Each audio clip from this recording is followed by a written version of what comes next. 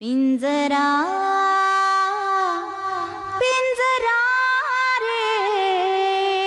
आपलं लग्न झालं ना की आपण कायमचं पुण्याला निघून जायचंय। या गावात अजिबात थांबायला नको। मला भविष्यात काय होणार आहे याचा विचार येतच नाहीये मला फक्त आजचा तीच आठवतोय, उद्याचा नाही। तू उगाच काळजी करतेस, मी आहे ना, नको काळजी करूस। सगळं व्यवस्थित होणार आहे आणि लवकरात लवकर आपला सुखी संसारही सुरू होईल बघ। तुझा स्वभाव सगळ्यांना समजून घेणार आहे। तुझ्या बोलण्यात कुठून आला भेदभाव? काल तू आनंदीशी जे काही वागलेस ते बरोबर होतं। हे बघ आत्या, पहिली चूक तुझीच होती। पोरगा तिनं फितवला तर फितवला, आता भाच्याला बी गुंडाळला का काय? हे बघ आत्या, मी तुझ्या शब्दाच्या बाहेर नाहीये, पण वीर कधीच चुकणार नाही याचा मला विश्वास आहे आणि तो विश्वास तुला पण असणारच।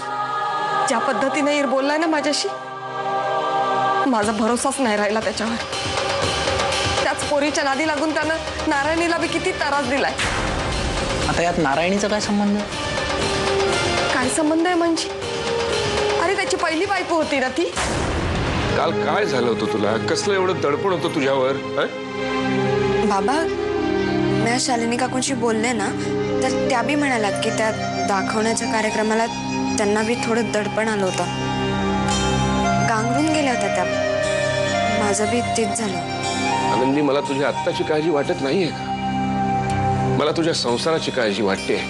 ज्या बाई बरोबर तिच्याच घरात तुला तुझ्या नवीन संसाराची सुरुवात करायची आहे, त्याच बाईचं तुझ्याशी पटत नसेल तर काय करणार आहेस तू? ना जर चुकीची वागलीच नसते तर त्या अशा कशा पायी ओरडल्या असत्या।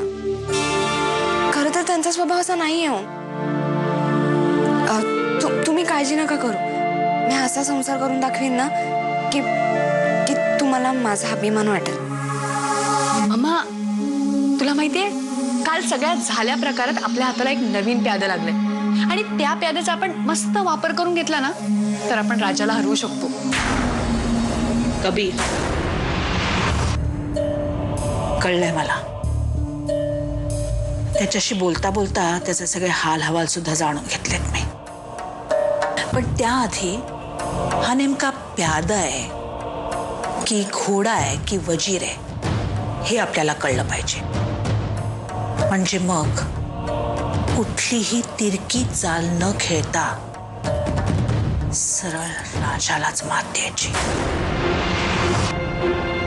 आत्या, हे सगळं खूप विचित्र वाटतंय।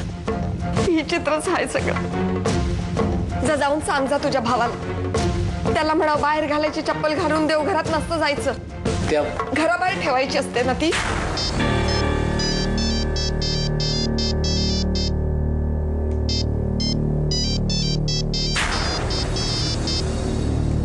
अरे घे की। हा मोहन सेठ बोला। हो, हॅलो, ऐका ना, मला फक्त 2 दिवस द्या, मी सगळे पैसे परत करतो तुमचे। नाही, हे बघा, मी खरंच 2 दिवस द्या फक्त, प्लीज। काल रात्रीपासून काही खाल्लेलं नाहीये, जेवलोही नाहीये। मला काहीतरी खायला मिळेल प्लीज, खूप भूक लागली। वीर, तू आपण उगाचच गप्पा मारत बसलो, तुला आधी नाही सांगता आलं तुला भूक लागली आहे ते? पण आत्ता सांगितलं ना, तू अजूनही मला काहीतरी खायला देऊ शकतेस। काहीतरी नाही देत मी तुला, जेवण देऊ एकदम झाक करू। आले। नंदी, मी काय म्हणतोय की मी तुझी मदत करू जेवणात? नाही म्हणजे माझ्या मते मी जगातला सगळ्यात बेस्ट कुक आहे। आई, काहीतरी काय वीर, तुला जर माझ्याबरोबर कोणी जेवण करताना पाहिलं तर तुला ठाव आहे का तुला काय म्हणते? काय म्हणतील? जोरू का गुला आम्हीच म्हणतील ना?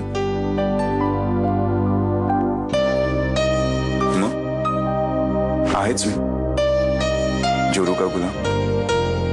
आय लव्ह यू आनंदी, आय लव्ह यू। सोडा।